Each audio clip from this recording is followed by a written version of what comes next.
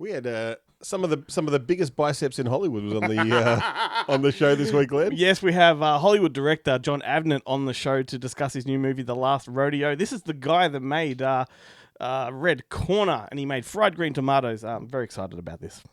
And we discussed the best movies of 2006. We do indeed, and the Boneheads will be along to discuss that as well. And then the film battle this week is Miracle Mile versus Repo Man, a nuclear meltdown, knockdown, drag 'em out fight. Fuck yeah, and we've got recommendations and more.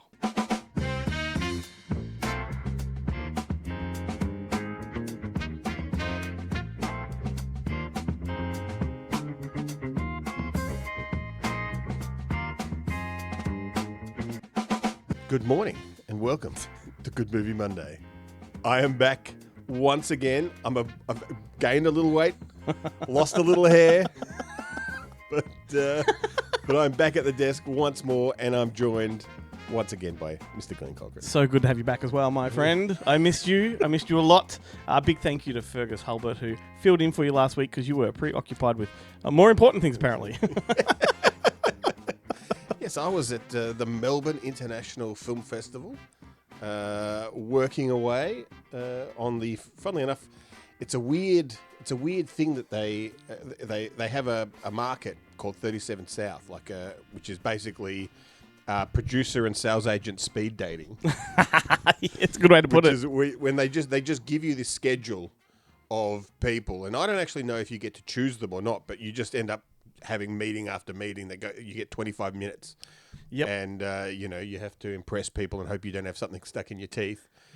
And it's very entertaining. I've been to movie and video game conferences where it's the same. You get 25 minutes with this stall or this supplier, and you got to do the rounds. You get free stuff though, so that was cool. Did you get free stuff? No. Although Andrew Trauke, the director of The Reef, and he gave me a tarot card, which was pretty cool because he's did it seal your fate? He said it was he said it was a good one. Oh, okay. I don't know the difference, but he'd had someone up in Brisbane I think he illustrated it, which is amazing because the illustration was great, but we'll actually make tarot cards for you. Right. And he turned his business card into one, which was really good. Okay, well, I've seen Brain Dead. You're not going to get some bloody monkey jumping out of a cage, are you? Okay. Fingers crossed, Fergus. Excellent. But I also managed to go and see Chain Reactions, the Texas Chainsaw Massacre doco, which I know that you're very keen to see. I'm keen to see it, and I'm jealous of you. And unfortunately, I didn't get a ticket because after they play it, and it does make you really want to go watch the film again. Yeah. And it actually, they brought up, they do, Alex was there along with the film's director, Alexander O. Felipe, who did that 7852 doco on the psycho shower scene. And yeah. He's done a bunch of other, docos on films. And Alex actually brought up that, the VHS that got released here in Australia was this washed out yellow kind of print. And she's like, there's no blues in the film, if that's the version that you watched. Yeah. And I kind of had to sit back and think about it. And I honestly, I watched it on VHS. Yeah. And then the Force, I think would have been a Force VHS after the original 2, I think. And I haven't watched it again since. Like, I've seen clips of it and stuff. So I've never seen it with proper color, and I've never seen it in widescreen. Okay. So definitely need to go back and see it. But they had the screening of the VHS after the doco.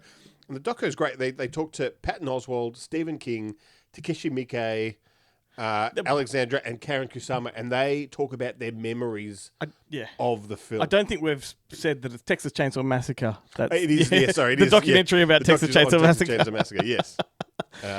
Which, it's the movie I can't get enough of. I can watch it any day of the week. It is the greatest horror film in my opinion. It's actually upsetting, because what year did that come out? 74, I think. See, 74, and what year did we start our movie? Oh, yeah. Year. Was it 82 or something? I think so. Yeah, so that would have been a definite easy pick for me, picking your Yeah, 100%. And of course, we didn't do it. Although the first one I ever owned was the Canadian VHS, because that's where I bought it for the first time. And when I got back to Australia, the next ownership was the DVD. followed Yeah. by the Blu-ray. So I have seen it on the big screen before, and it's just such a experience. It's great. I do have. I've got like 5 copies of it on from DVD and Blu-ray, but I've never actually gone back and watched them. I've watched the remakes and the sequels, and like I think I've seen Texas Chainsaw Massacre 2 more than any other. Yeah. Which is bizarre because that movie absolutely makes no sense if you haven't seen the original. 100%. But yeah, it's a great doco. Definitely worth checking out. I think there may be another screening still at MIF, but if not, Umbrella have picked it up, so it will be I'm coming just very out. excited to see what it covers because, like, I've seen the previous documentary and that was great, and so yeah, very. Well, look, the fascinating thing that you'll be very interested in is Alexander said that they found this storage locker that Toby Hooper had in Texas Yep. that he had, stopped payment on or forgot about, and a archive, like a film archive in Texas, had actually bought it. Yep.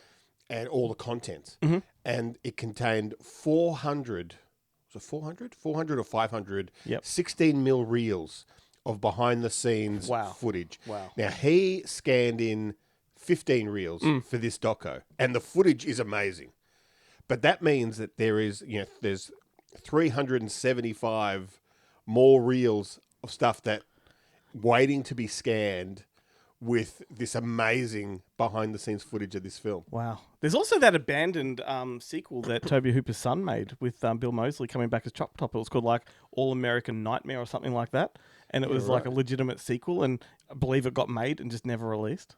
Yeah, what's going on with that? I know. Bill Moseley addressed it on a horror podcast recently, and he's like, oh, I don't know. Here's a fun fact, though. If when you find out what the address is for the cemetery or the graveyard at the start of Texas Chainsaw Massacre, if you go to Google Maps, you can get yourself in front of the graveyard and look in at the exact grave where that corpse was perched. Yeah, right. You can see it, like it's still there. Like that'd be a great thing to visit. I think I told you that when I went to Fantastic Fest with Jarrett and Michael Helms, we stopped at the... You did. We stopped at the service station that they the stopped barbecue at, place. and they now do barbecue, and they have a trailer at the back that you can rent if you want to like Airbnb it. And you're like, no fucking way. But did they keep it looking all shabby and run down, or did they make it all touristy and like Chainsaw Massacre memorabilia and shit like that? Look, the outside... Like it doesn't look. It does look more modern than it looks like in the film, but not by much. Like it still has that thing inside. It's nice and clean. You don't really see inside. If I owned that place, I would put fake fingernails in the chili on the barbecue. Anyhow, hey, speaking of horror, just really quickly, did you read? This is the most absurd thing I've read in ages. That Richard Stanley has signed on to write Winnie the Pooh 3, like Blood and Honey 3. Yeah. What the fuck? That's the last thing I would have expected. Like, this is a guy who does have a bit of cred when it comes to horror, but he's also kind of got cancelled for a while. So maybe this is just his only comeback. His only foot back in. And it's interesting though because you take Islander Dr. Moreau based on an existing IP. Yeah. Based on the book. Hardware based on a comic book. AD or 3000 AD. Yeah. And Color Out of Space, which is based on H.P. Lovecraft.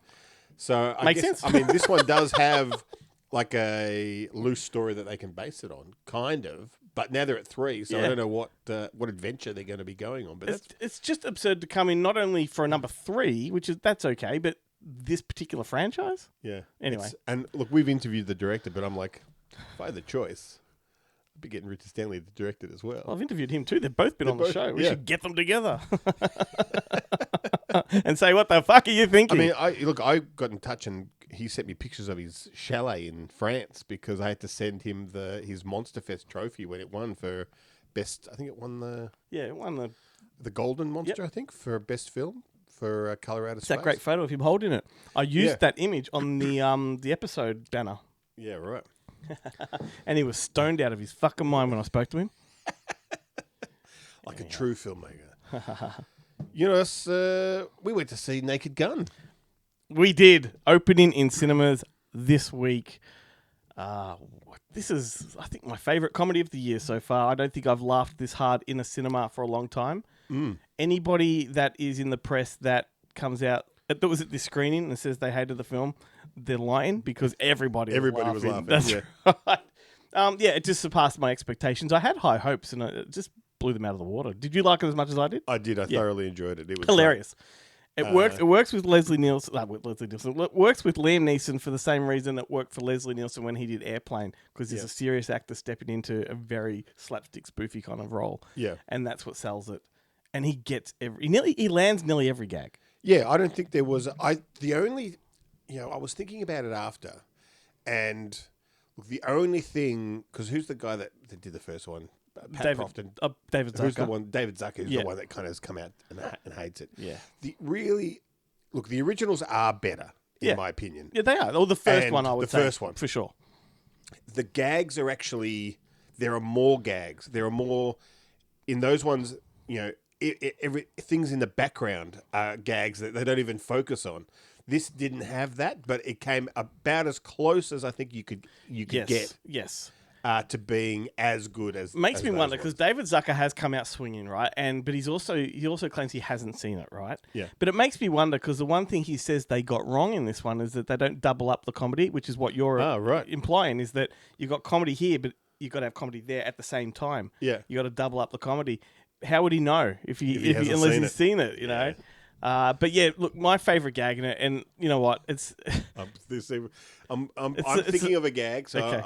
It won't be the same one. It won't be. I'm thinking of what I think your favorite gag is, but which one's yours? What was yours? No, you try and guess it first. All right, I think it's the one where she's got a great bottom that that you're on the toilet bowl.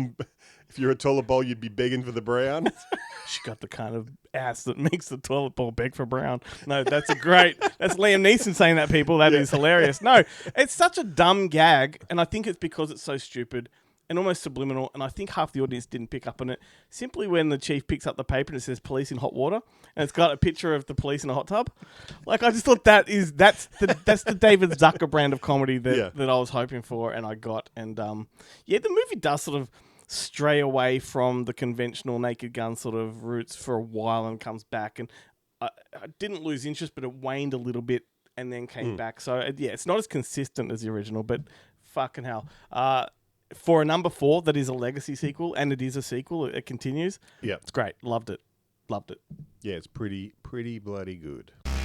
What's in the box? What's in the fucking box? Ben, we haven't done unboxings on this show for a little while, and I've got some Viavision stuff that's landed on my desk, and I wanted to have a quick yak about it. Sweet. Let's start with the Midnight Cowboy box. Do you want to do the honors, and I'll talk through some of the features? I've also done the courtesy of filming some unboxing footage of this, so I can lay it over the top. Oh. Yeah, so do what you're doing, and if you're not very good at it, I'll just cut over the top of you. It's a grouse little box. It's here is the 4K. Yeah, so it's got the 4K. It's got audio commentaries. Author film critic Matthew Asprey Gear. You have to pardon me if I get these wrong, because I'm wearing the wrong glasses and can't read this properly. I'm very disappointed that one of the extras isn't called "Everybody's Talking at Me," and then the name of the extra. Yeah. It's you know those musical cards that you open up like a birthday card. When you open this one up, it goes Should come with dick pills. Audio commentary by John Schlesinger and producer Jerome Hellman. The special features also include, like, After Midnight, reflecting on a classic 35 years later, which must have been recorded a few years ago. The controversy and the acclaim, there's a featurette about that, celebrating Schlesinger. A salute to Schlesinger. Am I getting his name right? Yes. Yeah, documentary or feature about him. That's a 2025 one, so that's new. Discussions, film festival stuff, and then there is an entire extended interview with the cinematographer, and that looks like it goes for quite a while, but it is a juicy... In this one. Yes, that's right. It's a juicy release. I love this film. I watch it maybe once every 5 years, and it affects me just as much, particularly the finale. It's one of the most heartbreaking final sequences I can think of in cinema. So that is a good one. And then one I know you're excited for is In the Heat of the Night. Oh, yes. This is a banger release. One of my favourite procedural movies of all time. It is excellent. They call me Mr. Tibbs. Yes. Obviously, they probably didn't have the rights, but missed opportunity not to put the exploitation sequels in this. In there as well, would have been great. And what does he says? What do they pay you $400 for in New York? I'm a police officer. You're nailing that audio right there. So this has obviously audio commentaries as well. Norman Jewison, the cinematographer, Haxel Waxler, actors Rod Steiger and Lee Grant. Special features there include a video essay, which is a brand new one. You got Is three. this the life and times of Rod Steiger, which is going to be a banger? Yeah, you've got 3 featurettes in there on top of that, including one that's Quincy Jones, Breaking New Sound, The Slap Heard Around the World. Yeah. Yeah. And what else have we got there? Trailers from Hell also did a spot on it, so they've included that in there as well. And I believe there's a booklet. Yes. There's a really sweet-looking booklet. Yes. A hardcover booklet, no less. Yeah, which has like all the original poster arts and obviously the backstory and the history of the film. And Yeah, look at all of it. haven't had a chance to read it That's yet. a really bad way. I can't, because it's a hardback. Don't worry, I filmed spread it before and it worked. But I flipped through the pages. I didn't actually stop and look at them. So very excited about that one. Huge fan. I do enjoy the sequels too. So I told you that one time as I was on the way back. I happened to be in South Korea, and it was a 10-hour flight back, and I'd watched all of the new movies on the way there, and I had nothing to watch on the way back, so I just watched In the Heat of the Night 5 times. I'm like, about 5 times, and I should be home. So I just watched it again and again. I could do that. I could do that easily. And then finally, we've got Spike Lee's Malcolm X. I'm excited about this because I haven't watched it in a very long time. I reckon it's been about 20 years for me since I've seen this film. I think It's an epic. It's like, I think it's 3.5 hours long. I was a massive Spike Lee fan up to a point. I think the 25th Hour, that movie with Edward Norton, is the last one I really loved of his, and the rest I sort of didn't enjoy as much. But this era, is that before or after Inside Man? well, Inside Man was great, but it wasn't. It's not a Spike Lee It wasn't joint, a really. Spike Lee joint. Like it wasn't his voice, Yeah. per se. It was like he was just a gun for hire on a Hollywood film. That one. Yeah. This though is very much a Spike Lee joint. So the extra feature, all the extra features are on a separate disc. Yeah, Pact has got audio commentaries, including one with Spike Lee and Ernest Dickerson, who we'll be mentioning on next week's episode. Yeah. We have, what are the features? A documentary, By Any Means Necessary, the making of Malcolm X. It's got 150 locations and one hidden train, which is a big interview there with the production designer. I love this one. White Devils, the cameos of Malcolm X. I know, which is that's a brand new one too. That's a 2025 featurette, including interviews with Karen Allen and David Patrick Kelly. Deleted Are scenes. they extras in it? Yeah.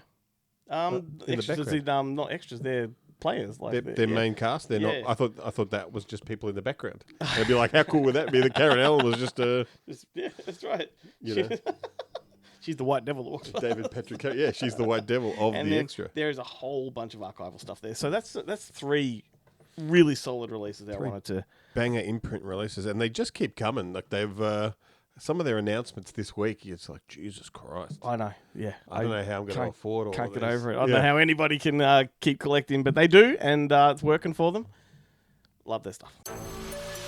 It's Terrific TV Tuesday, the only Tuesday TV segment that drops on a Monday. It's my favourite part of the show, Glenn. What have you been watching on the TiVe this week? Okay. Well, Anything? nothing whatsoever. So I've come to this episode with nothing, but I have got something I want to do with you. Uh-oh. Now you can choose to skip and just go straight to your recommendation or your TV show of choice, or you can play along. It is up to you. All right. All That's right. interesting. I want to see how you can go if I list you a sitcom from 70s or 80s. Yep. Can you give me the theme song? Oh. This is going to be interesting. Only because the last time you were in here, you started singing one of these theme songs. So do you want to give this a shot? Yeah, let's do it. Yeah, I Okay. don't have to talk about my film at all, my TV show at all. This is much more fun. Well, this is the one in question. Then I think we both started on this one together the other night. Okay. The Wonder Years. Well, it's like... No, hang on. Oh, no. Wow. Wonder Years. Wow. I was completely wrong. I was doing Family Ties.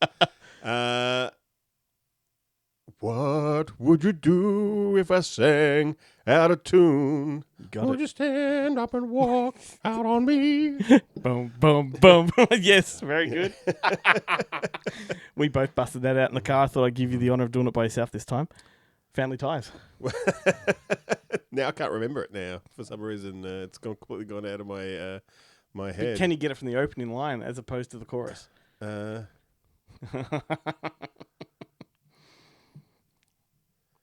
Jeez, can I?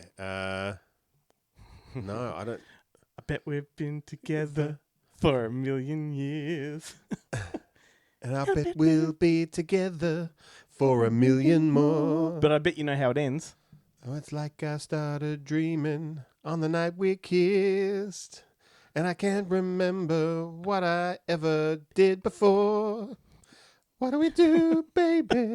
Give me the last line, though. Sha-na-na-na. All right, what about the Golden Girls? Yes,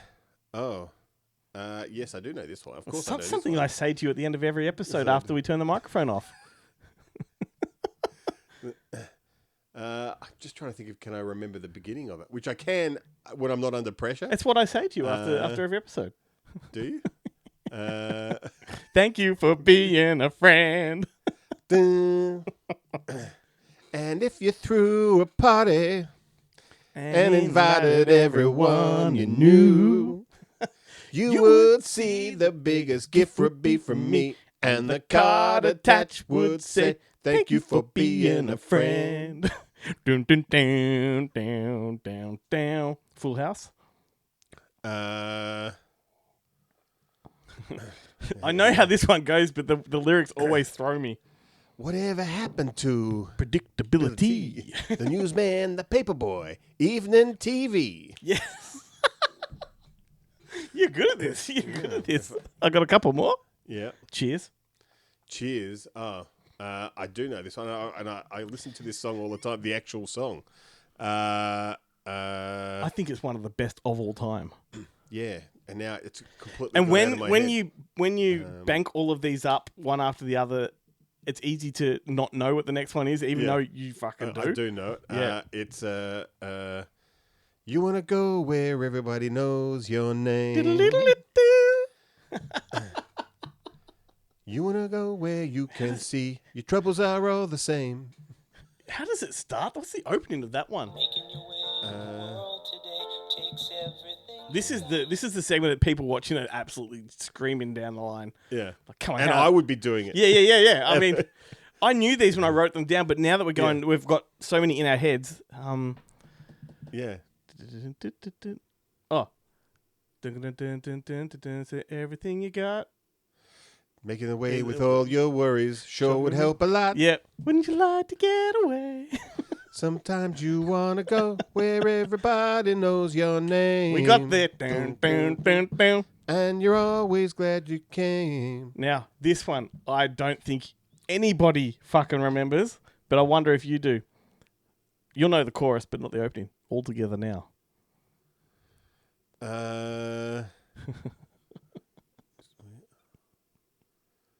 No, I will. If I heard it, I would know it. Because doesn't the chorus go, and we're all together now? Yeah. It's John It's English. John English Yeah. singing it, yeah. Yeah, no, I don't. right. I'd need to hear it. Yeah. Boom. And I think I got one. Oh, jeez, I got a few more. got a but, lot more. all right, Tour of Duty. It's not a sitcom, but No, I don't know Tour of Duty. I see a red door and I want to paint it black. Really? They got a Rolling Stones song? Yeah. Yeah, right. I remember when I first bought the collection, the whole series.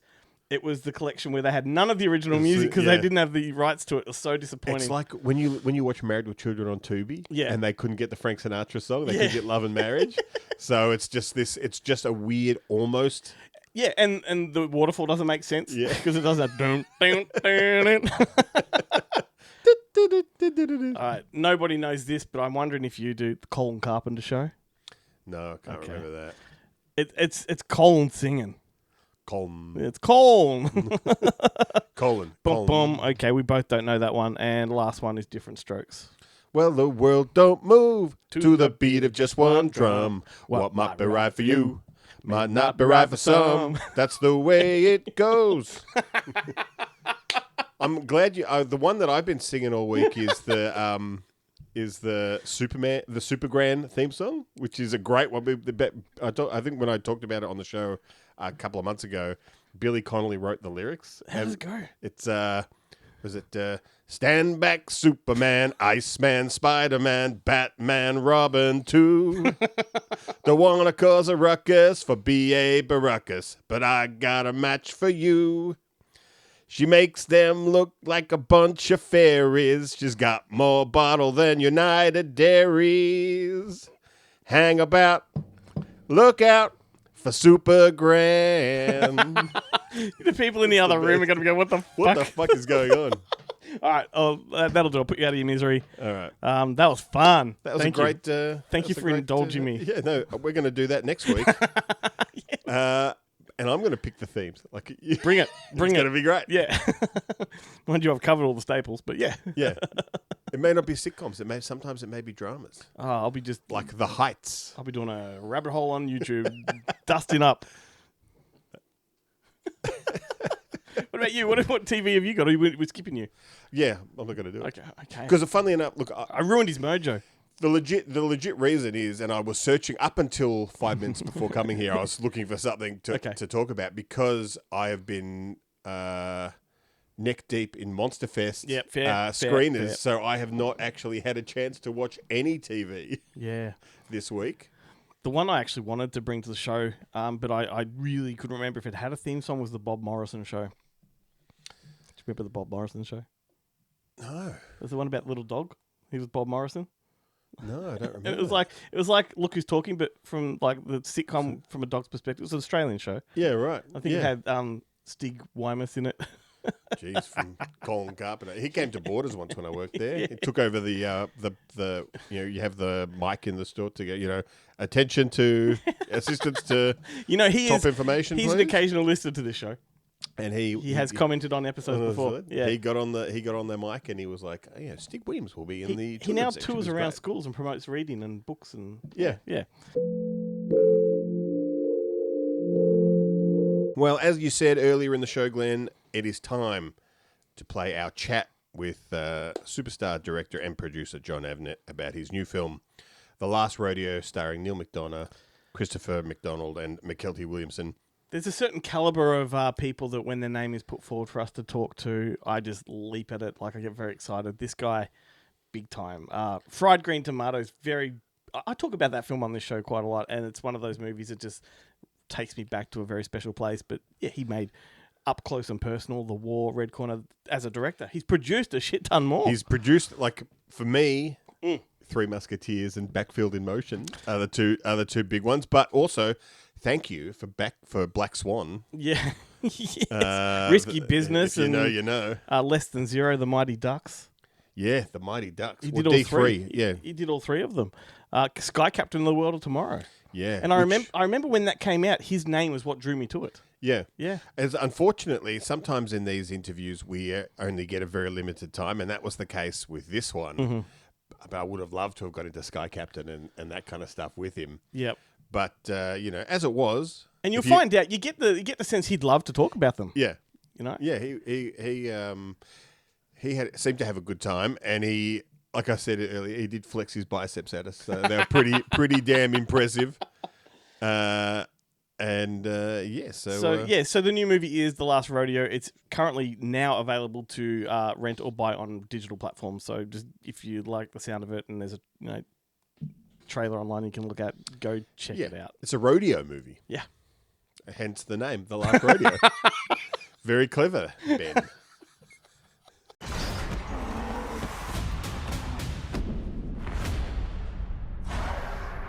Before we get started, I just want to say, firstly, thanks for making time for two buffheads like us. Like, really appreciate it. And I wanted to also let you know that you, sir, are solely responsible for my lifelong addiction to fried green tomatoes. Ben's seen me make them. He can attest to it. I love them. Funny, well, I'm happy for that. And when I started working on the movie, I had to taste them for the first time, and I wondered, I better like them.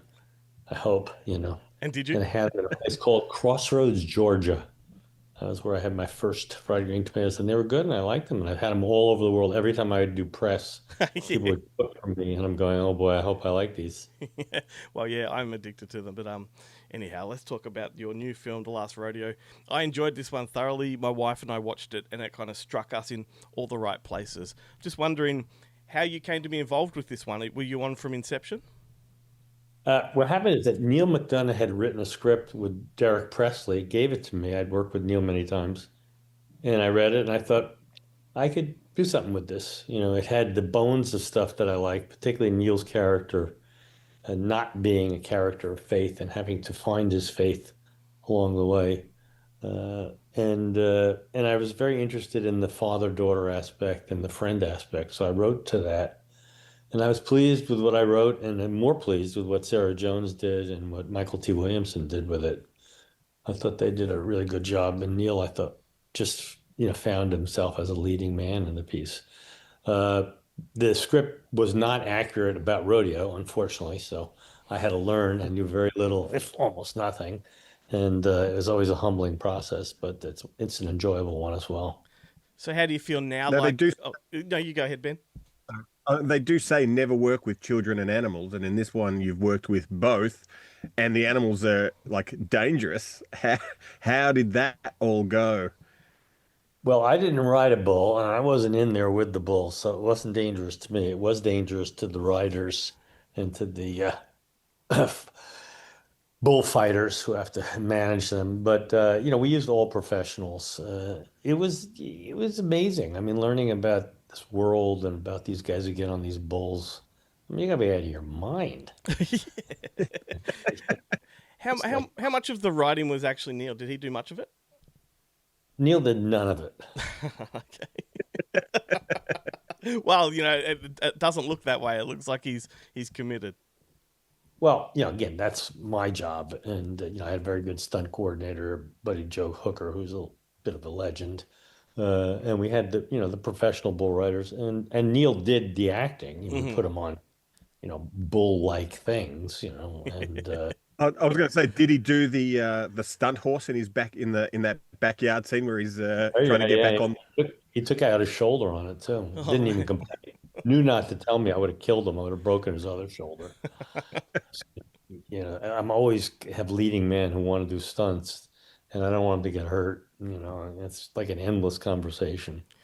And I shot this limited series, the Starter Wife, 6 hours down in Australia. We were based in Queensland, and we had all the crazy Australian stuntmen. That's a macho group, boy. They were fun too. But yeah, those bull riders, they're just another breed. Amazing, really strong, really resilient, really motivated, and generally they all are very religious. Yeah, absolutely. Yeah, right. And that, speaking of that, like this, obviously you mentioned Neil co-wrote the film and got it started, and it's very personal for him. Also, great to see him playing a good guy, and he gets to kiss the girl, which is a great moment for like fans that know his history over the past few years. Like, was it really important to him? Well, I think he's made a big deal about it. You know what I mean? I've been around Neil for a long time, so I know his history, and I've been supportive of him. And he had written, the role of his former wife, to be played by his wife. So yeah, he was looking forward to that. In a funny way, it's important on a personal level because it's very unusual for an actor to have such a strong feeling and not do something. And on another level, it's such a small thing. Mm. What was nice is it was possible, and Neil did. He wasn't worried about doing a second take on the kissing scene. Speaking of the bull riding, there's from a technical point of view, there's a shot where the camera's looking up from the dirt and the bull's bucking above it. That's an incredible shot. Was there any risk to the equipment doing that? How was that achieved? Oh yeah, you could risk the equipment, but it was such a good shot. It was worth it. You needed a lot of those cameras to get the shot. It was so cool. I mean, that's the fun thing for me as a director. Think of me as an overgrown kid who has a hard time finding people to play with him, so he has to pay people to play with him. I mean, I need to pay people to be my friends, so I relate. I definitely do, and the stunt guys and the bull riders. Yeah, it was really fun. There were a couple shots. The point of view shot on the bull also, that was a real camera on a bull rider. That I loved that shot. I thought that was a view you'd never seen, and it really got you on that bull. That stuff is what struck me the most. Is just the camera stuff, for sure. Yeah, When and the you edit. when you Yeah, Tom Cosentino edited. He happens to be very talented, and he's also my son-in-law. But boy, he did a good job with those bull riding scenes. For sure. Ben? when you're dealing with the actual bull riders and stuff, and there is that sequence where Neil McDonough has to put on the mask, and he's like, "Why do I have to wear this? I've been doing it my whole life with a cowboy hat." Was there much of a thing about that, or are the new breed quite happy to be safe? The new breed. I mean, you're grandfathered in if you were born after before 1993. After that, you have to wear the helmet, so there's no conversation. Uh, and the old school guys, they're just nuts. You know, they got their hat, Because they put it on, and they want to ride. I love watching the film. It's the longest 8 seconds since the last time I got on a treadmill. It That's funny. That's funny. Yeah, well, the last ride I think is about 32 seconds. yeah. That's Yeah, and incredible. I don't know. My back couldn't. it's kind of funny when I would see the film with an audience. I really wanted to do it to be in theaters, and when I'd watch it with the audience, they'd be sitting like, Yeah. I mean, it was like amazing how involved they were. I mean, I love what I do, and that's my job. But boy, it's so cool when it works. 32 seconds. Go look at it again. It's like, whoa. I feel like there's Yeah. like there's a renewed love and interest in the cowboy way. You've got so many shows like Neil also did Homestead. You've got Yellowstone. All these shows. Why do you think there is You'll do such a Yellowstone as well. yeah exactly? Why do you Yeah, think? I was influenced by Taylor Sheridan, by Yellowstone. Yeah. I really like the world. I've worked with Kevin Costner. I like him as an actor. But I like the world, and I think also, it's a little bit of escape from this world we're in now because it's so confusing. 100%. It's so hate-filled and so little compassion, and the values seem sort of very corrupt in America on either party. They're equally bad, you know.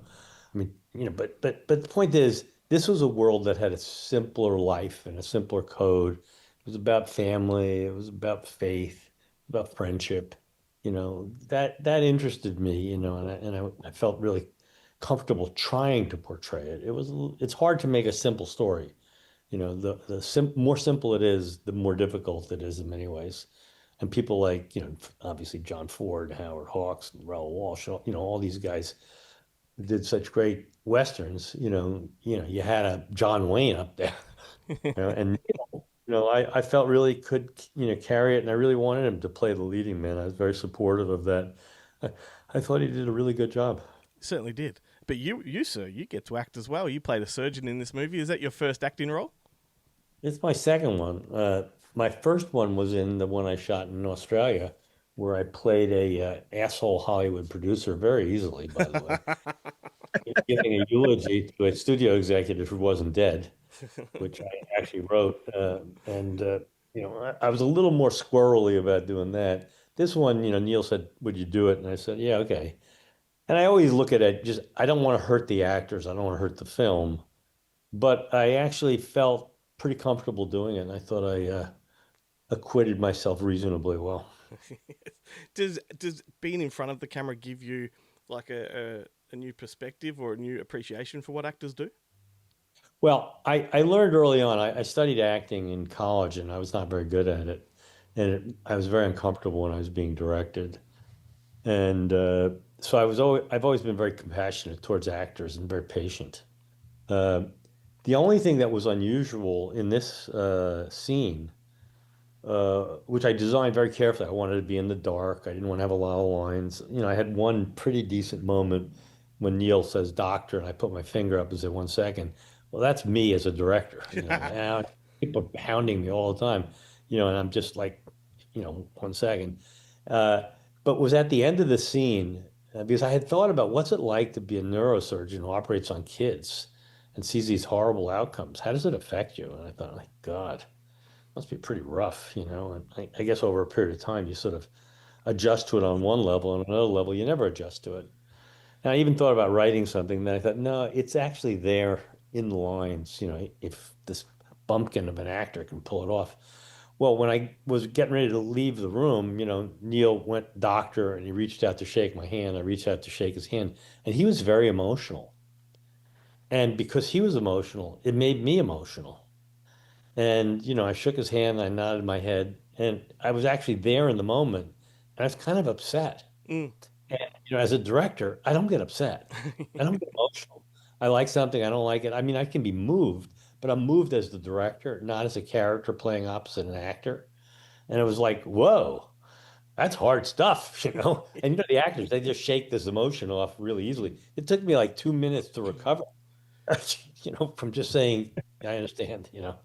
It's funny. I had a similar conversation with, of all people, Randy Couture, and he was saying it took him like something like 20 films and 20 years before he actually had that moment where he had an emotional reaction and connected, and it took him off guard. Well, it really did. I mean, I'm like old school. I'm a pretty tough cookie. I love to work. I don't get tired. I don't lose my temper. I run. I get ready. I do all the stuff myself if I had to, and I wouldn't feel upset about it. But being in the moment, Yeah, that was something that was really new to me. It took me off guard. It's just kind of funny. mate. If we had more time with you, we would love to do a deep dive into your catalogue. But I'll sort of wrap it up with one question that might encapsulate a fair bit of that. And I'm just wondering, as a producer or a director, is there a film of yours, with the exception of this one, that you're most proud of? Well, it's like picking children.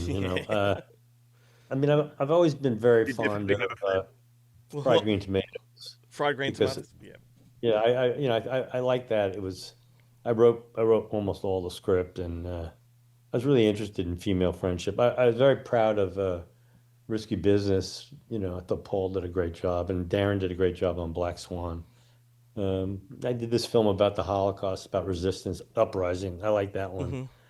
I mean, those were some of the highlights. The thing with making movies is there are these moments of discovery, where you all of a sudden, oh wow, and it always is surprising, and sometimes it's a little bit magical, as it is often for an audience if it's done really well, and that's what I like to do. I like to transport an audience with what I like to refer to as present tense moments. And so when you get one of those or enough of them, you go, yeah, that was good. Absolutely. Well, when your name was floated for us to chat with, like, we jumped at the chance. Like, what a great career you've had. What a fantastic collection of films you've made. So thanks for making time for us, mate. Really appreciate it. Thank you. And thank you for what you do. I love film nerds and film lovers, I mean, you're basically keepers of the flame. And I think it's important. You know what I mean? And so like, keep on keeping on. Thank you, sir. First Thanks person to give very us a much. little bit of praise. How's that been? I like all those DVDs in the background there. Yeah. Well, what about the VHS behind Ben? He's got a house full of Oh, them. oh yeah, yeah, yeah. Believe me, I got a I've even bunch got of one them of too. one of your super early ones there. What's that? Calendar Girl Murders. Oh yeah, Which I Calendar Girl Murder, Sharon Stone, one of her Dang. early Yeah, movies. yeah. Ben came Hasn't prepared been with the that goods. 2006, Nintendo released the Wii console. Home and contents insurance premiums soar. The controllers have wrist straps for a reason, people. The year is 2006. Ben had just come back from America and was unemployed. So we had a lot of time to watch movies. Best thing about this segment is I'm learning lots about you each week. Something new, something new. It's a shame that I wasn't here last week because we did 2005, and in 2005 I took my first trip to America and I went to the San Diego Comic-Con, and while at the San Diego Comic-Con I got to see a preview, not yet 100% picture locked screening of Serenity. I got to see That was one of Fergus's favourites. in San Diego while the Comic Con was on. I saw Land of the Dead. I also saw the Kurt Russell superhero movie. I can't remember what that was called. I saw Oh, was that the Sky? Sky High. Sky High. Sky High. Which was that the unofficial third chapter of the Computer Wore Tennis Shoes series? It's very possible. I believe that's how it Yeah. was written. Yeah. Yeah. And then I went to Man's Chinese Theatre, and of all things, I saw the Dukes of Hazzard. You're like, and pick nothing but winners. Yeah, absolutely. That sounds like a good time. But it was a great But time. you certainly didn't watch the episode back. I know that for a fact. No, I didn't. No, No. I just looked at the picture and went, nope, I don't care for this. We did a Ben call to action. Like, did we get them right, Ben? Let us know in the comments, Ben. Yeah, I'll Looking have forward to hearing from you, Ben. I think I've said many times that I don't watch anything I'm not in, and I also don't watch anything that I am in. But now I'm going to go back and watch it right now. Pause the show. Let's run through some titles. Oh, do you want to do the top 10? I don't have it in front of me Okay, because I'll you're do the top hosting. 10. I figured you'd have them. All right, I'll do the top 10 then. This is an interesting top 10. So number 10, Happy Feet. Mm-hmm. Number 9, Superman Returns. Number 8, Mission Impossible 3. Number 7, X-Men: The Last Stand. Mm-hmm. Number 6, Cars. 5 was Night at the Museum. 4 was Casino Royale. 3 is Ice Age: The Meltdown. 2 was The Da Vinci Code. And 1 was Pirates of the Caribbean: Dead Man's Chest. And this is 10 films, and I think of that 10, I liked maybe one of them. Which one was that? Maybe X-Men: The Last Stand, but probably not. It's such a weird list. It's But, Casino Royale. At the time, I liked Casino Royale. I just thought, I wish they hadn't have introduced the love interest that he falls in love with after like one meeting on a train where she kind of gives him shit. And then, it's the love of my life, and I'm totally distraught that she's been killed. While he's just, after he's just banged the wife of, or mistress of what's his name, Lashif, or whatever, and she's gotten killed. He doesn't care about that, but the accountant that they send along with him to make sure he doesn't blow too much money at the casino, that's the one he cares about. Fucking. I usually like to reel through some horror ones. There's not a great selection of horrors, but I'll go through some. Final Destination 3, The Hills Have Eyes, Slither, Silent Hill, See No Evil, The Omen remake. We had The Descent, Saw 3, Covenant, Wicker Man, Snakes on a Plane, Pan's Labyrinth. I'll throw that one in there as well. So it's Black Xmas. It's okay. Touristas. I really rate Touristas. Actually, this was the? I was going to say Texas Chainsaw Massacre at the beginning was also this which year. I think is one of the only post number 4 Chainsaw Massacres I've really loved. Did you say Hostel? No, I hadn't gone through those. Yeah, Hostel was there. Sliver. Yeah, I said that. Yeah, Monster House. I love Monster House. That's and there's a good one that now that you haven't mentioned it, that I actually put on your list. Yeah, but obviously is not. Was Shaitan came out that year? It was. Yeah, I mean that's a movie I kind of discovered later, and I wouldn't say it's a favorite. It's good. I love it, but yeah. And this is the year of The Host, the Korean film. This is the biggest film that at that point had ever come out in Korea. Yeah. And when I went to Seoul, I got my picture taken at the statue, which is now a cultural embarrassment to the city because it's a horror film, and they, I think they're better than that. But there is a picture of me that Glenn will put up while we're talking about this. That is fascinating. I've never before have I thought that I look like Eric Cartman. And look at this photo. I look like Eric Cartman. This photo is why Ben is a cultural embarrassment to the entire nation. The peoples of South Korea. They considered returning to communism. That's right. Well, they tried to put you in North Korea. Yeah. Look, it's also the year of Jackass 2. The Guardian, which was the last movie that Andrew Davis directed, the guy that made The Fugitive. Yep. He needs to come back, that's for sure. Basic Instinct 2 came out this year. Thank Excellent. You for Smoking. A Failure to Launch, which I like to think of as the last... No. Whatever one was before it was the last of the good Matthew McConaughey romantic comedies. Yep.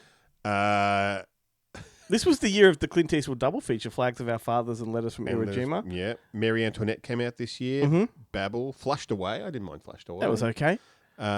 Stranger Than Fiction, which I really liked, but a lot of people hated. Yeah. Clerks 2, John Tucker Must Die, Woody Allen Scoop, Talladega Nights. Children of Men came out this year. Hollywoodland and Black Dahlia, the two kind of 50s. 100%. throwback films. Nacho Libre. Yes. Nacho! The Proposition came out this year. So did Deck the Halls. It did indeed. And Accepted. And Zoom. And Yeah. Step Up. Yeah, Step Up for your consideration. Bobby. It's a pretty good year. Colour Me Kubrick. I remember going to see that at the cinemas. That was pretty So good. some Aussie ones there. You had Boytown. You had Candy, Book of Revelations. Hunt Angels. That's one that I was raving about at the time with... It is Ben Mendelsohn, I think, and Jacqueline McKenzie, and it's sort of it's like a noir kind of black and white detective thing. You'd love it. It's half documentary, half fictional. It's just too bad that those two actors never worked again. Yeah, that's right. Jinder Biden, Kenny. You had Kenny. Kokoda, Last Train to Frio, Macbeth, Ten Canoes, Suburban Mayhem. Yeah, it's a good year for Aussie films. The Marine Yeah. came out that year. Little Children. The Departed.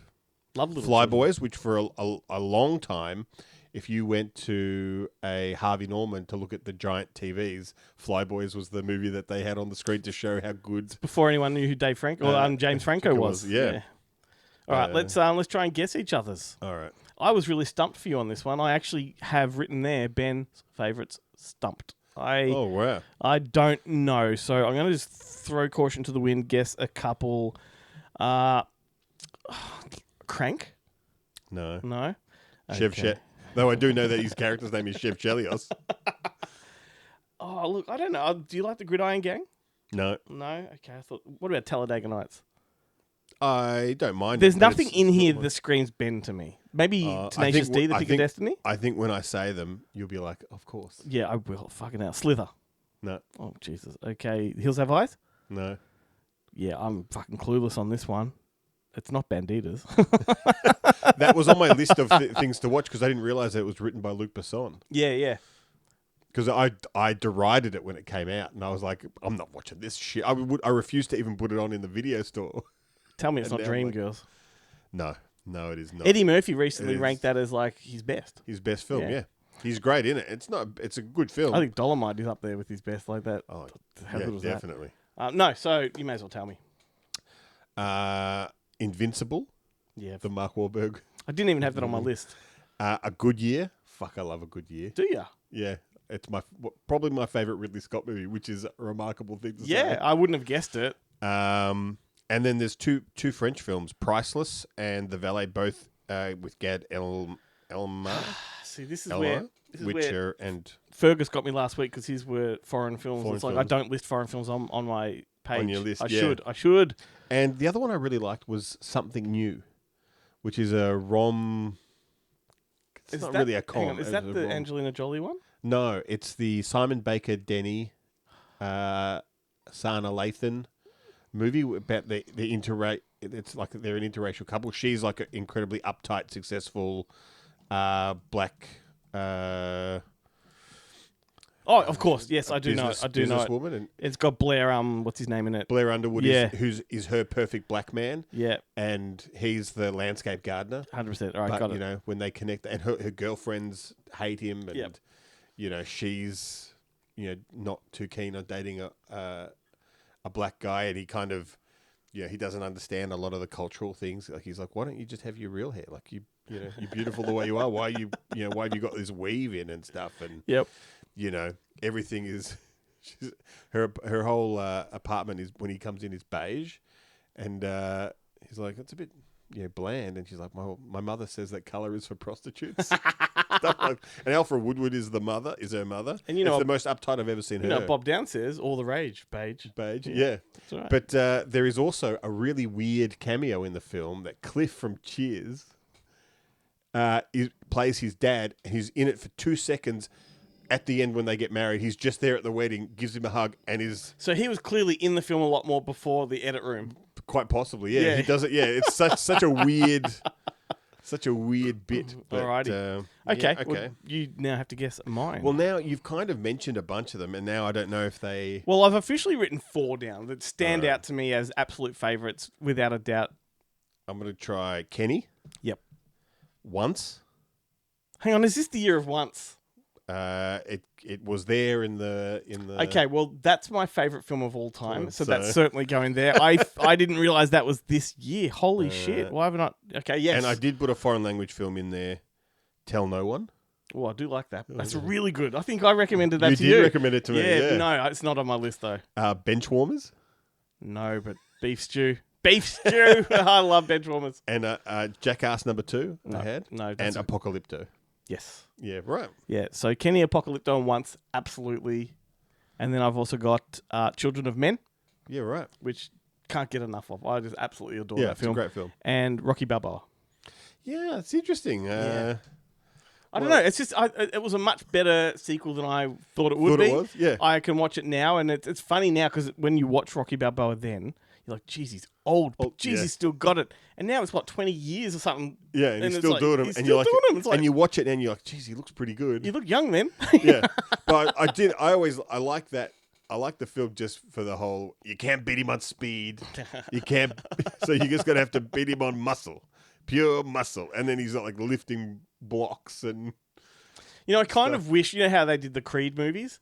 Like, I wish they just kept the Rocky banner, the Rocky title. The thing that's so interesting, about the Creed movies, though, is that the whole reason of Rocky Balboa is the ratings of the whole kind of thing, that gets Rocky back into it, is because ratings of boxing are declining because it's just two black guys beating the crap out of each other. So they want to give someone from mainstream America to root for, and he happens to be like the last white champion.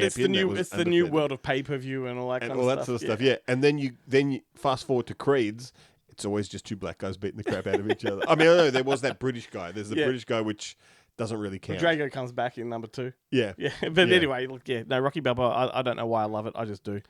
Cool. Maybe we should check what the Boneheads think. Yeah. Welcome to Bonehead Weekly Fun Size, and we're doing 2006. 2006 had a lot of movies I really like, but I'm going to pick one that hopefully that I haven't talked about here on a ton of times, and that it was so different but yet such a ripoff, and the guy that made it went on to do so many things now. Slither. That was my pick. Oh, sorry. No. Go ahead. I got other ones. James Gunn's Slither. It is, even though he swears up and down he had never seen Night of the Creeps, I still have a hard time believing that. Slither is so different. Everyone dies. It is such a throwback. It is hilarious. It's when James Gunn really works. Like the Superman movie that just came out. I enjoyed 60-70% of it. But it's when James Gunn really works. Whether that be the first Guardians of the Galaxy, Slither, when it just knocks, or Peacemaker, right? Sometimes it doesn't work, but when it does, man, Slither is a lot of fun. And it's Greg Henry at his best. Everybody in that. Yes, Greg Henry. Mr. Pibb's my favorite. Yeah, it is great. The whole diatribe's great, but Rooker is so good in that. Everyone is so good in that. I have another list, but I'm going to go with one that I watched again not too long ago, and I'm like, it still just brings me joy, and it's got way too much talent in it. Smoking Aces is, oh God, it's a fun movie. I haven't seen it in a long time. I'm surprised you didn't say Southland Tales. No, or Black Snake Moan, but no, Smoking Aces is such a. I mean, it's an over the top. If you've ever wanted to kill Jeremy Piven, because it's all about people trying to kill Jeremy. But the talent, Chris Pine's in it before he was Chris Pine. I mean, he was Chris Pine, but nobody knew. But there's so much, and it's just infinitely watchable watching all these assassins trying to get this. And they're all also, I mean, bungling, and nothing goes right. And it's just, I don't know. I own it on DVD, but I caught it on HBO Max. It was on HBO Max, and I rewatched it probably about a month ago. And I was like, you know what? I'm still having fun with it. I still have fun with it. And if you can make me have fun after I know exactly what's going to happen, I had to give Smoking Aces. Hey, guys, I got to go with the one we discussed before recording. I got to go with Talladega Nights as my favorite film of 2006. I will always pick a really good comedy over pretty much anything. And Talladega Nights is a solid comedy film. It's Will Ferrell and John C. Reilly. It's John C. Reilly and Will Ferrell at their best as a comedy duo. I do have to say you're right, because I watched it with my kids, and one of my favorite scenes is a throwaway scene. I think this house is haunted. Yeah. I think your house is haunted, dude. Get out. All right. It works. There's several movies that we've joked about on here that I love, but my actual honorable mention is Borat. What? It's just no Children of Men. Borat is one of the funniest movies I've ever seen. I know, but as much as you talk about Children of Men, it makes me want to drill a hole in my head. So He's mad you want me to throw because mine out people real have taken quick so you over his know house. this easier later? James, what? There's two, because I already mentioned Black Snake Moan.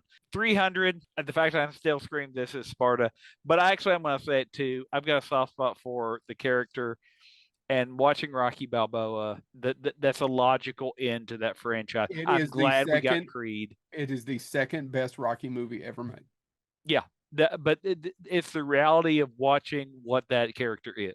Yep. And he's lost what kept him grounded, and he's just going through motions. And Should have never worked, but it's a fantastic movie. Yeah, I loved every minute of it. So, Rocky Balboa. Chad, any honorable mentions? Nope. Children of Men. This has been Bonehead Weekly Fun Size. Well, as it turns out, Glenn, they agree with you. Rocky Balboa did feature prominently. Mm-hmm. Well, what can I say? And like two of the ones that you thought I would have picked, they picked with Slither and Talladega Nights. Yep. And then Smoking Aces, the surprise. Always James. Always with a spoiler. Yeah. That's got a sequel that was, from memory, not too bad. Yeah. I don't remember, what's his name? Chris Pine being in it at all. Who was Chris Pine at the time? Yeah. You know? Yeah. Yeah. Well. Just a good looking, just a good look. What does that Zach Galifianakis say about, so do you think when he talks to what's his name? Who's the guy from Ed Helms? No, Prime, not Primer. Bradley hell. Cooper? Bradley Cooper. Okay. Yeah, that's right. The obvious one. He's talking about. He's talking about. No, he's talking to the guy from Mad Men. The main guy, John Hamm, and he's saying, "Do you think you and Bradley Cooper have paved the way for other good-looking idiots to make it in Hollywood?" That's right. And that's what Chris Pine is just at that stage, just a good-looking idiot. Yep. I love how long it took to get there. So long.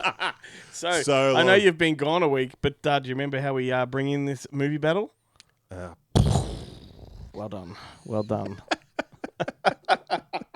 So dumb. So this week was a bit of a nuclear double. Yeah, this is a good double. It's a good double. It was a hard one. It was a very hard one, and once again came in with certain expectations and were they subverted? Yes. Interesting. So we did Miracle Mile from 1998, directed by Steve DeJarnay. Yep. Starring Anthony Edwards, Mayor Winningham, Denise Crosby, Brian Thompson, McKelty Williamson, who was also in The Last Rodeo, which is interesting. Versus Repo Man, that was directed by Alex Cox, starring Emilio Estevez, Harry Dean Stanton, Cy Richardson, Tracy Walter, among others. Anything Harry Dean Stanton is in that era is just juicy. I love him. Chef's kiss. Yes, absolutely. Yeah, okay, so interesting. I thought that going into this, that Repo Man would be the hands down winner for me, but it's Miracle Mile by a mile. Really? When I watch Repo Man, I love Repo Man. Don't get me wrong. Yeah. And when I say it's by a mile that one wins, it's just because it is for me. It's the better movie. It's the more engaging. I'm with it from start to finish. I'm invested with the character. It's sort of it's a one trick movie. Like nothing really happens except that he has to just sort of they have to survive. It'll try to get to wherever they're going. But Repo Man, I had more issues with this time watching it. It was much slower and laborious than I remember it. It takes so long to get to the punch. I felt like it really dragged on. And for the first time, I'm watching it thinking Emilio Estevez is really miscast in this. I don't buy him as a punker. That's so interesting because I had almost the exact opposite. Yeah, well, that's cool. But I mean, watching Repo Man, which I watched maybe 3 nights ago. Right. Miracle Mile, I'd watched a couple of months ago, so I didn't revisit, but I do remember how I felt watching it. Yeah, Repo Man just not as oomphy as I remember it being. Yeah. Yeah, see, I watched both in the last week. And until I actually met Steve DeJarnay when I was working on Cherry 2000, I had not even heard of Miracle Mile. Yeah. I watched it just so when I went to his place, I could pretend to know what I was talking about. Because for him, that's his most popular film, the thing that kind of put him on the map. And I remember loving it. I absolutely love the film. I do. And it does have that, similar to After Hours and a couple of other films, like it has this...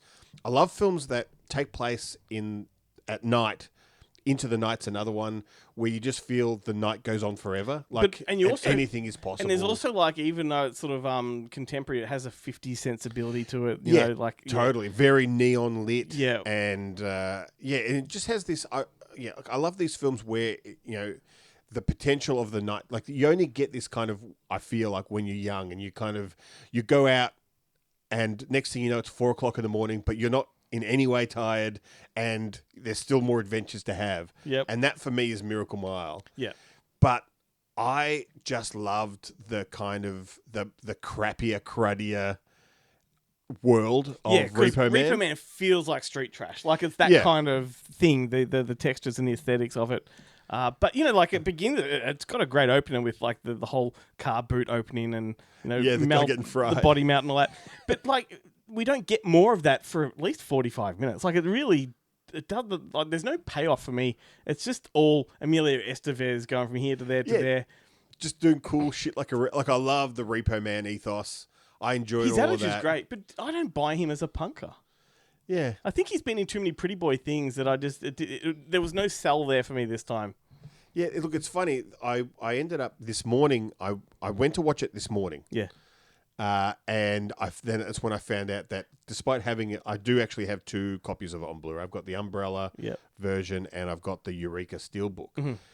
I didn't have it downloaded, so I couldn't watch it on my internal kind of system. So I was like, oh fuck, I've actually got to get up, and this is at 5 o'clock in the morning. Like I've got to get up and get the disc. Nah. Well, of course it is if you had time to watch it before the show. Sure, yeah. It's like, well, I mean, look, I do wake up at 5 o'clock in the morning, and usually I take the dog for a walk at 6:30. So that I've got an hour and a half. 6:30. That's around now.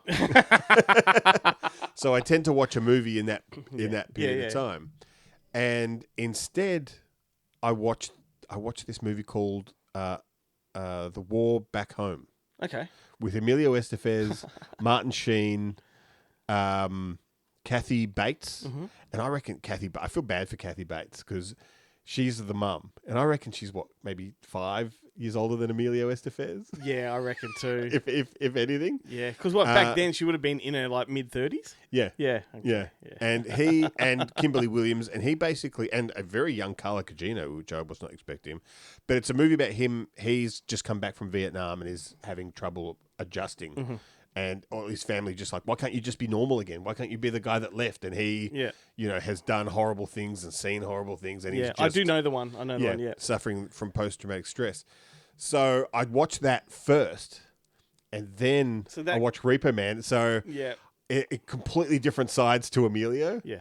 And and he is so much younger looking in Repo Man than he is in. He's a baby face. It all paid out to me. And like, if you watch Repo Man and then watch something like History of was it the History of Western Civilization, that Penelope Spheris docos and stuff like that, like they do like Alex Cox, considering he's a Brit. And after this, he would go on to do Sid and Nancy, which kind of put him on the map, and then he would disappear from mainstream filmmaking because whatever the film after that was a major tank. Yep. But I still, to this day, I would love to see his Fear and Loathing in Las Vegas because he was on that and then got kind of booted off. While we're on the topic of Alex Cox, I did follow it up with a chaser of Repo Chick. The sequel. Have you watched it? No, I haven't. Yeah. It begins with a disclaimer, like a humorous disclaimer that, you know how they say things like, certain events have been changed to protect the innocent. Like in this one, it's like certain proportions have been changed. And so the whole movie is basically green screen, but they're in like a car that's way too small. So they're all like this. It's like a cardboard cutout and the bus goes by. And it's like a paper cut. Film? It has to be. I mean, it's a kind of like what they did with the Death Race sequel, but much more extreme. It is. Yeah, right. It is not a sequel that you'd want for Repo Man. Well, the funny thing is, there is another Repo Man, and I thought that was a remake or a sequel, the one with Jude Law. Well, there was a legal action over that one. Yeah, right. But that one, they go around repossessing organs. Yeah, so I think what had happened is Alex Cox was trying to get a sequel off the ground, a legitimate sequel off the ground. Right. The rights weren't his, and he had a back and forth argy-bargy with the studio, and they ended up making Repo Man with Jude Law at the same time, and he reckons that was just despite him, because they had the name Repo Man. Yeah. But he went and did Repo Chicken. He's got another one in the works right now, which would never happen because why would anyone actually pay to see it? But it's Repo Man 2: Wages of Beer. This guy. I would pay to go see that. And let's face it, I probably would too. But because that's actually one of the other films that came out in 2006 that we didn't mention was Beer Fest. Oh yeah, what a. And so if that was Repo Man meets Beer Fest, I'd be all about it. To see a man drink his way out of a vat of beer is the most glorious thing ever. I reckon Amelia would tell us what a ZJ is. I still don't know, and I still can't afford. So anyway, Miracle Mile by a mile for me, but and Repo Man for me. Isn't that interesting? Another tie. It is interesting. I wasn't being facetious. So it is interesting. It definitely is. I didn't. Most effective rapid fire ever. And I didn't even do the sound effect because I thought that the sound would come out wrong. I was like, it would be. It's because it's on the show. Like I put the sound effect in. Oh, do you? Once again, well, Ben's a number one fan of his own show. I tell you what, the one view that we get every week, that's me. But that was the most effective rapid fire. Sent my cans flying. Knocked your headphones off. That's right. It is time for rapid fire recommendations. The segment that we like to end the show with. Why don't you go first? Okay. I've got a movie that I'm very excited about because I told you about this during the week. I had a whole recommendation lined up, which I'm going to bank for next week because something else came along. I've had pressure on people I know to watch this, including my niece, my nephew, my best friend's kids, my best friend. There's been so many people saying, you've got to check this out. It's gone to number 1 on Netflix. The soundtrack is number 1 on the Billboard charts. Yeah, you know what upsets me about all of this? What? I'm not your best friend. Well, mate. Outrageous. Because I have no idea what the film is. It's so upsetting. It's the most offensive thing I've ever said. Man, I got 2 best friends, and I've had them both here at the desk at the same time, and he knows that. I do. Okay, so it's you threw me off with that. It's K-pop Demon Hunters. Oh. It's so fucking good. So it's a Sony animated film made for Netflix. Like I said, gone straight to number 1 all over the place. It's about a K-pop girl band. And in this world that they exist, girl bands throughout the course of time, right back to sort of, old style musics and all that kind of stuff, they've been demon hunters. And the girl band is Please tell me there's a Sinners-esque scene where they go through the history of music and you see the girl bands. You do, yeah. You do. I'm so in. But shit gets real when the underworld send demons up in disguise as a K-pop boy band. So it's the rival girl band boy band, but one girl falls for one boy. He may have demon blood. She may have demon blood. We don't know, right? So this is a real interesting thing. But her bandmates don't know that she may have demon blood, and she's trying to hide that from them. But the thing when you have demon blood is you get these patterns on your skin which keep growing, and it's to the point she can't conceal it anymore. But this movie, I should say, the music is phenomenal, so well written. The animation is next level. It's, I guess you would compare it to Into the Spider-Verse if you were going to. But much more like a DreamWorks style of animation, but the Spider-Verse sensibility with the fast edits and the really, the colours pop and the editing is next level too. Is it a Korean? Yeah, it's a Korean movie, but in English. Like it was made for the American market, but by Koreans with Korean, what's the word for it? Culture riddled through it and whatnot. It is just amazing. I was on the edge of my seat all the way through, saying to my wife, "Are you watching this? Are you watching this? This is fucking amazing." She's like, she looks up every now and then. I'm like, "How are you not? How are you not like as excited as I am?" So yeah, I wrote it down. I would describe it as Spider-Verse meets Studio Ghibli. That's probably the better way to do it. Hints of Buffy, hints of Ninja Turtles. Like it's got that kind of thing.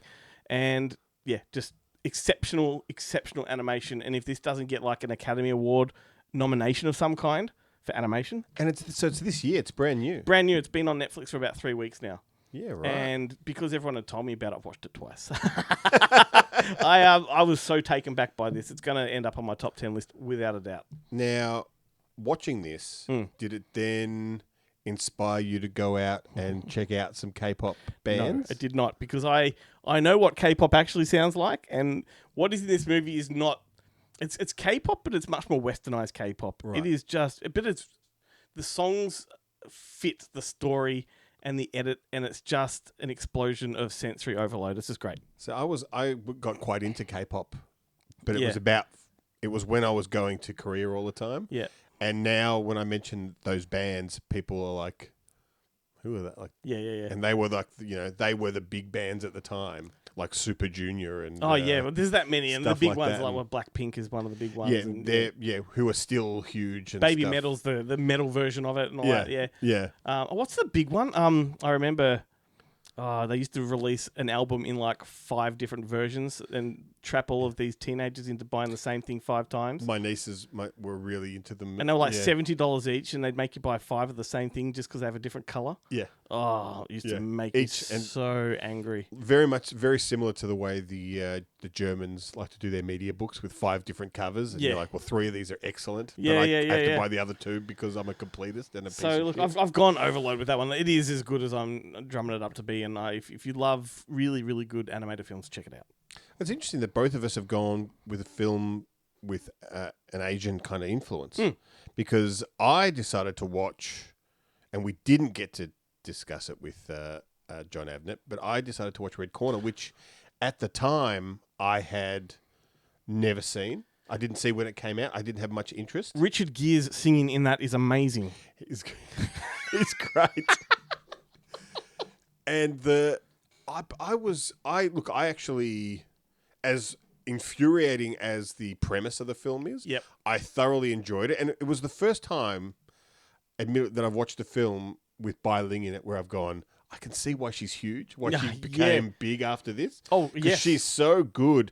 And it's just such a shame that she seemed to go absolutely nuts afterwards. And you look at her now and she's like, she's injected, 50% of her ass has been injected into her lips, and she looks ridiculous, and just, has kind of, she's, went insane. After you mentioned that you were going to watch this, I watched it too this week, and it's great.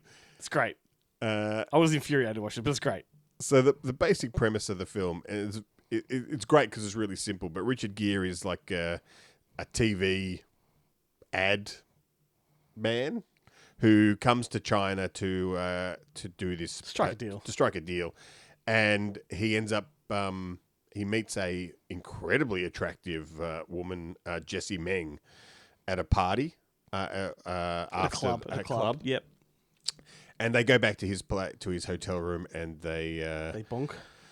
They do the horizontal mumbo, and then he wakes up in the morning, and she's been killed, and he is there. The room is full of Chinese police, and they basically take him to prison where he is essentially set up like he's put on sham trial. A sham trial. Yeah.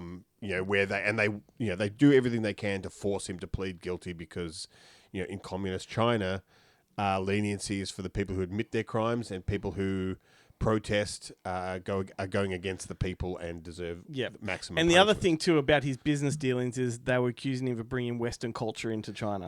Yeah. Which was but then a big deal. he gets away with it. I love that bit where he's talking to the Minister of Culture, and he says, "Well, this is great for you. It's a negative spin. Yeah, you can actually say, look at this corrupt Western ways. It reinforces your message rather than detracts from it." Yeah.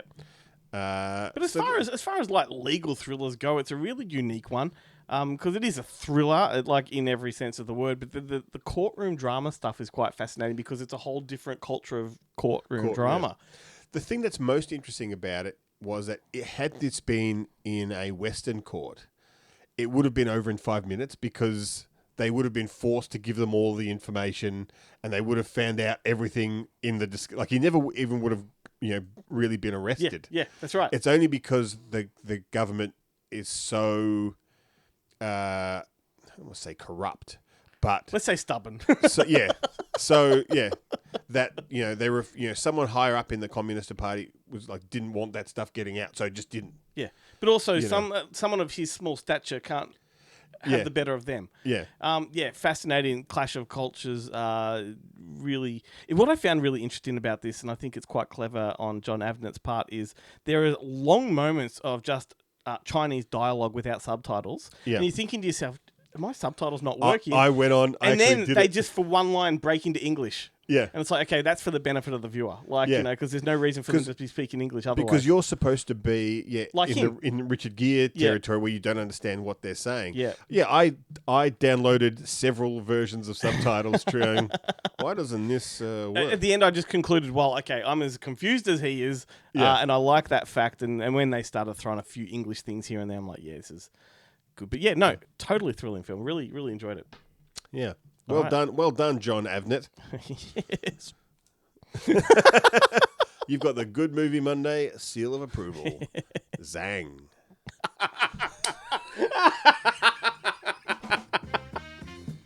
Too good. And on that bombshell, let us end the show for another week. Thank you so much, Glenn.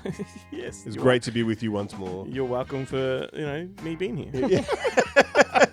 I'm so sorry that I was not able to attend last week. Legitimately missed your presence. So, it's good to be back into normal programming. But as I did say on the internet, I was very upset that a younger, better-looking, more hirsute man sat in my seat. He was so proud to have graduated from the kids' table.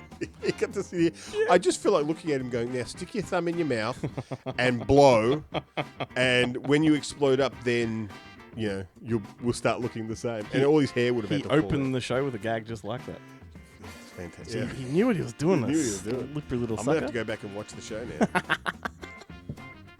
And leave some comments.